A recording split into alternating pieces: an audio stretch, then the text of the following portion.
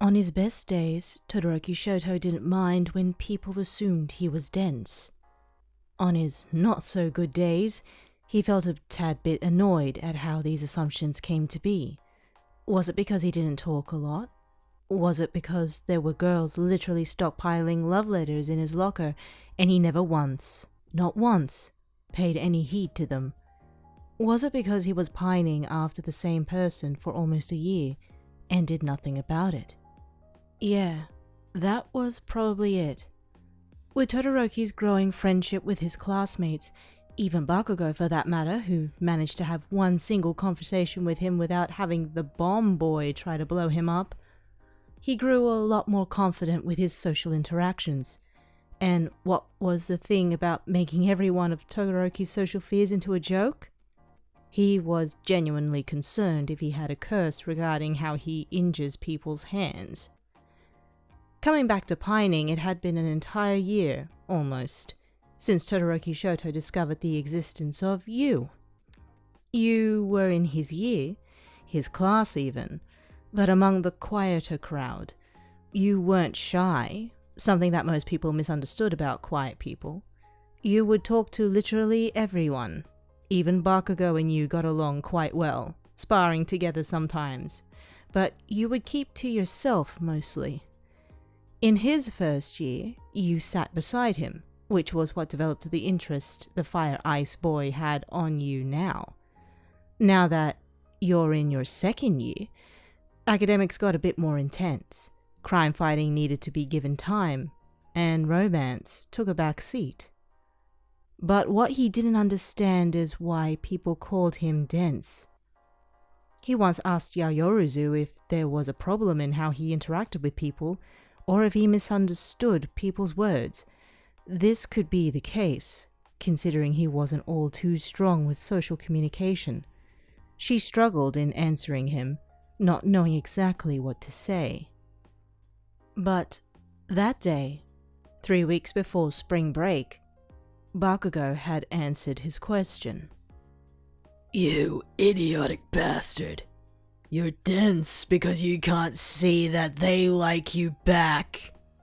He yelled when the entire class was quiet. Todoroki's eyes widened at his outburst and he was relieved that you weren't in class at that moment. Kaminari and Sero began to chuckle. Midoriya gave him a waned, apologetic look, and Yaoyorozu didn't meet his eye. His friends had betrayed him.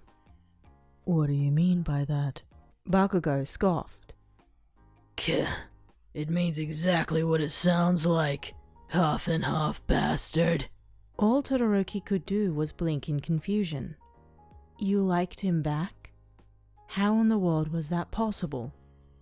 But how? I believe this is why they call you dense, Todoroki, Momo said apologetically. A while later you entered class, nodding at everyone and going to your seat. You weren't beside him anymore. In fact, you were a few seats away, sitting right behind Bakugo. Todoroki didn't really like the interactions you shared, despite knowing Bakugo wasn't interested in you the same way. He had the personality of a conquering meerkat, who would announce to the world who he had his eyes set on. And since that didn't happen, Todoroki was left in peace to admire you in secret. Just as you sat down at your desk, the first thing you did was look at him. Todoroki's eyes widened before noticing you turn away, your face slightly reddening, and now you focused on taking your book out onto your desk. Todoroki looked ahead, taking his own onto his desk.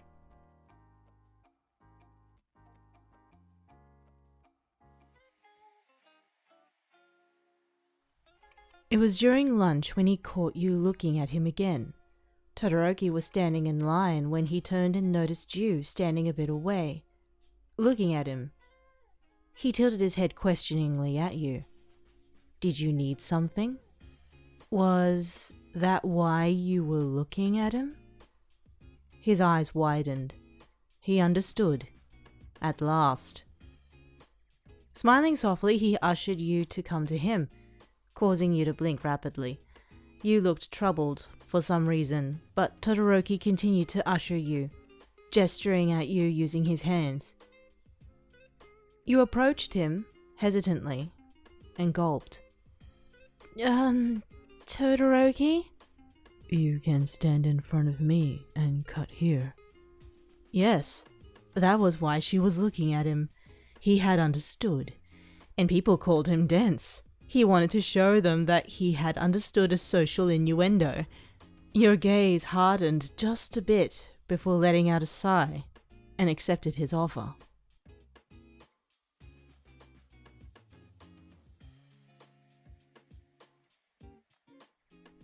It wasn't as if you were best friends, but Todoroki did expect you to speak to him whenever you passed him by. Just as you were heading back from lunch, he spotted you near the vending machine. Todoroki watched as you drank your flavored milk by yourself, a smile on your lips as you finished your drink, which naturally ignited a smile on his because you were just so cute. He walked over to you and stood beside you. Hello, traveler. You jumped in place before facing Todoroki, almost dropping your drink. Todoroki noticed how red your face was and blinked. Perhaps that was why you were drinking chilled flavored milk, because you may have been feeling hot. Todoroki nodded before freezing up his hand and offering it to you. You looked at his hand, and then at him, in confusion. "What are you doing?" you asked. Your face is red. You must be feeling warm. You can use my hand to cool yourself down a bit, he offered with a smile. Your face fell.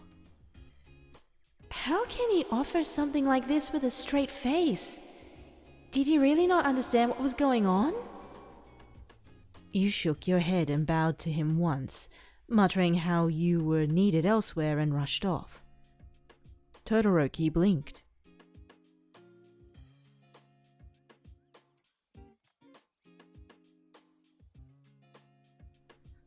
When Todoroki entered class after that, he noticed you in a conversation with Kaminari, Uraraka, and Jiro.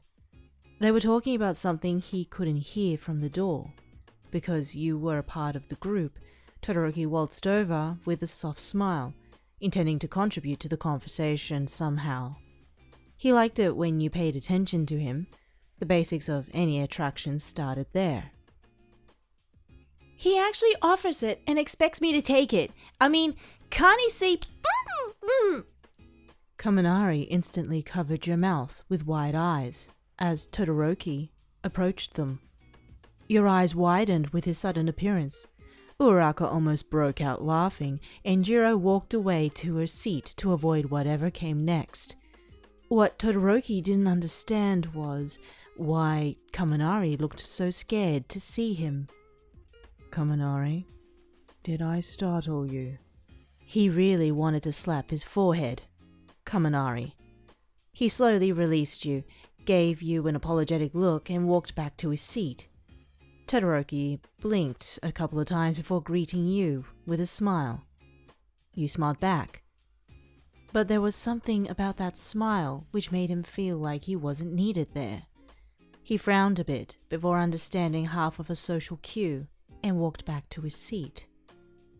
Your eyes widened with his sudden change in demeanor, and your eyes followed his form. When he sat down, he didn't turn to look at you like he would normally do. You wondered if there was something wrong, now if there was something he misunderstood. What should I do? You muttered to yourself, not intending on anyone overhearing it. When you heard Bakugo click his tongue, you blinked and stared at his back. You leaned forward and tapped on his shoulder. Once, twice, 3 times. He turned around with a nasty scowl, which had gradually reduced from how it was in the first year and how it is now, and raised his shoulders. If he's dense, then you're an idiot, he muttered before turning away. It was strange how well perceived Bakugo was with the affairs of his classmates. The last thing he was dense. And here were two people who made the entire class cringe with how much they were pining for each other. It irritated him to the very core of his being. What do you mean, Bakugo? You whispered, just as the teacher walked in.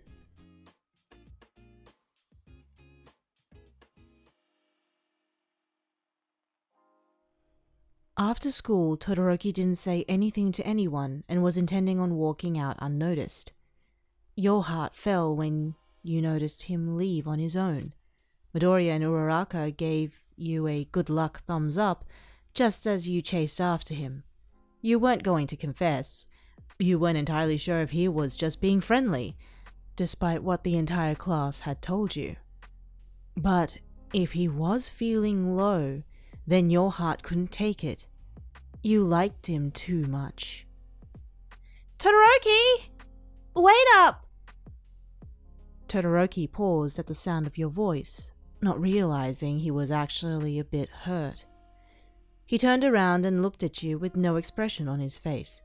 Even when you smiled at him, Todoroki couldn't smile back. It was as if every muscle in his body was tired after understanding something from Kaminari and your smile from before. He watched as you took a deep breath and let it out. You look like you're feeling bad about something. Are you okay? You needn't be this nervous, but being around Todoroki Shouto gave you the jitters. I'm fine, he said. He was about to turn around and leave, but just as he was going to turn his heel, you grabbed his arm and groaned. Todoroki's eyes widened and he paused, not understanding your sudden change in behavior. When he looked at your face, you looked annoyed, pissed even, and he couldn't understand what had caused that. Was it him? Were you angry at him? His heart fell.